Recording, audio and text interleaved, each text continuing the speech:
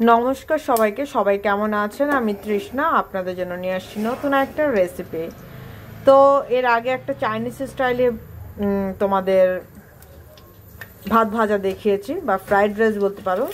আজকেও পুরো তোমার, সেদিন তো আমি ডিম দিয়ে দেখিয়েছিলাম, আজকে আমি ডিম ছাড়া কিভাবে বানাই সবজি দিয়ে, সেটাই তোমাদের সাথে শেয়ার করব। তো তেলটা গরম হয়ে গিয়েছিল, তেলটা গরম হওয়ার পর দিয়ে দিলাম পেঁয়াজ কুচি। পেঁয়াজটাকে একটু হালকা ভেজে নেব, খুব বেশি ভাজার দরকার নেই, লাল লাল, জাস্ট পেঁয়াজটা হালকা একটু মজে আসলেই এর মধ্যে আমি বাকি যে সবজিগুলো দেব সেটা দিয়ে দেব। পেঁয়াজটা দেখো হালকা কিন্তু মজে আসছে, ঠিক ওই সময়ে আমি দিয়ে দেব গাজর কুচি।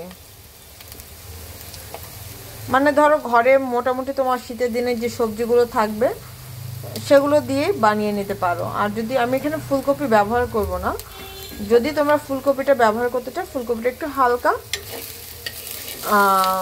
ভাপ দিয়ে নিও।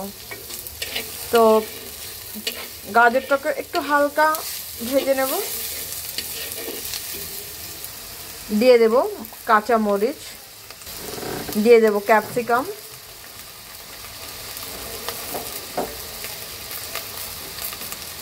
এবার ক্যাপসিকামটাকে সুন্দর করে একটু হালকা ভেজে নেব।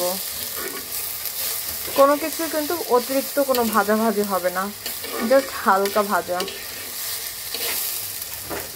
দিয়ে দেব টমেটো কুচি,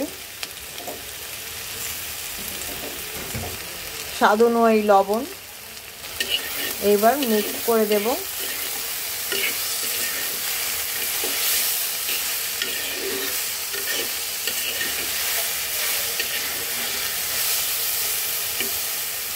দুই থেকে 3 মিনিট একটু ভেজে নেব। দিয়ে দেব বাঁধাকপি কুচি।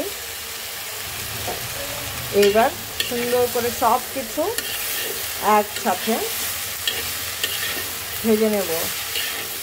বাঁধাকপিটা হালকা মজে আসলে এর মধ্যে কী দেব সেটা তোমাদের সাথে শেয়ার করব। এখন আমি দিয়ে দেব চিংড়ি মাছের দো পেঁয়াজা যে গ্রেভিটা, সেই গ্রেভি সব কিছু মিক্স করে দেবো। এবার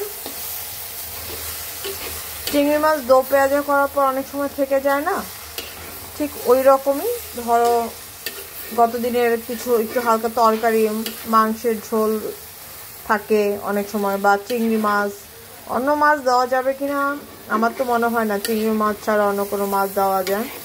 যদি দেওয়াও যায় তাহলে কি করবে বলো তো, সেই মাছটাকে ছোট ছোট করে কেটে কিউব করে নেবে, কিউবের মতন করে কেটে দেন হচ্ছে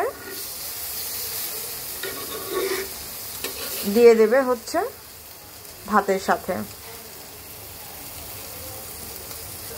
দিয়ে দেবো এর মধ্যে 1 চা চামচ টমেটো সস। এবার আবার মিক্সড করে দেব।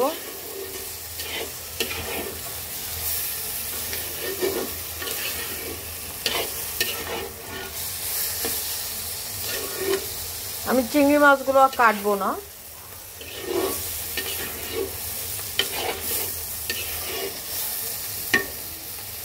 ঠিক এই সময়ে আমি দিয়ে দেব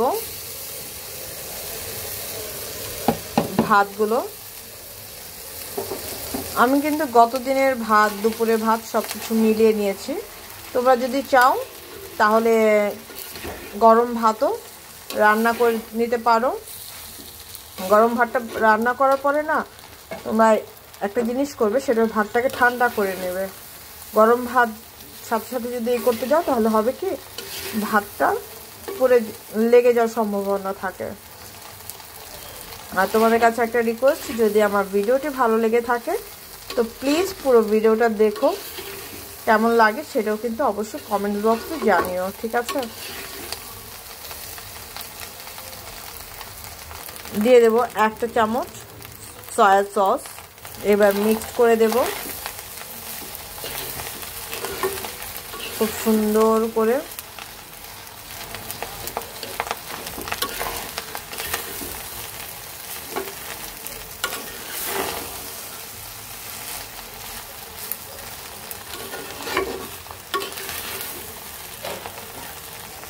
তো আমার হয়ে গেল সবজি দিয়ে ফ্রাইড রাইস আর গত দিনের মাছ বা মাংস দিয়ে ফ্রাইড রাইস। তো এখন নামানোর পর ফাইনাল লুকটা তোমাদের সাথে শেয়ার করছি। তো এই হচ্ছে গতকালকে মাছ দিয়ে আর শীতের সবজি দিয়ে ফ্রাইড রাইস। কেমন রান্না করেছি সেটা কিন্তু অবশ্যই জানিও, ঠিক আছে? তো আজকের জন্য এ পর্যন্ত। সবাই ভালো থেকো, সুস্থ থেকো, আমার জন্য আশীর্বাদ করো আমি যেন ভালো থেকে সুস্থ থেকে তোমাদের জন্য নিত্য নতুন ভিডিও আনতে পারি। তো আজকের জন্য এই পর্যন্ত, টাটা। আর তোমাদের কাছে রিকোয়েস্ট, পুরো ভিডিওটা দেখো, কেমন লাগলো সেটাও কিন্তু অবশ্যই কমেন্টস বক্সে জানিও। তো টাটা, বাই বাই।